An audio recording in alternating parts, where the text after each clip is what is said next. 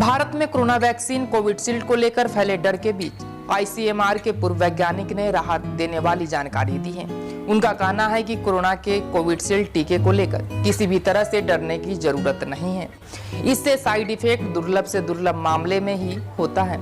यही नहीं, उन्होंने इसका डेटा भी समझाते हुए कहा कि वैक्सीन लेने वाले 10 लाख लोगों में से कोई 7 से 8 लोगों के साथ हार्ट अटैक हो सकता है। इस साइड इफेक्ट को टीटीएस कहा जा रहा है। उन्होंने कहा कि वैक्सीन से किसी भी तरह का खतरा नहीं है।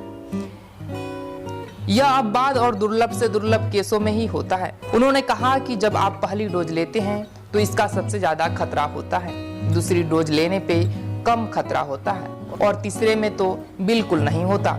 यदि साइड इफेक्ट होना ही होता है तो शुरुआती 2 से 3 महीने में असर दिख जाता है।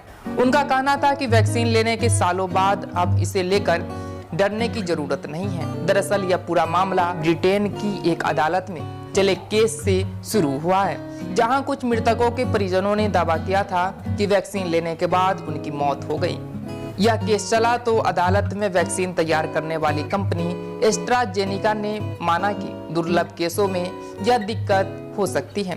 भारत में इस वैक्सीन का उत्पादन सीरम इंस्टीट्यूट ऑफ इंडिया ने किया है, जिसका नाम कोविशील्ड रखा गया है। भारत में करीबन 90% लोगों को कोविशील्ड का ही टीका लगाया है। ब्रिटेन में चले केस की खबरें जब मीडिया में आई तो भारत में भी लोग डर गए। इसी को लेकर जब आईसीएमआर के पूर्व वैज्ञानिक से पूछा गया तो उन्होंने इसे खारिज कर दिया।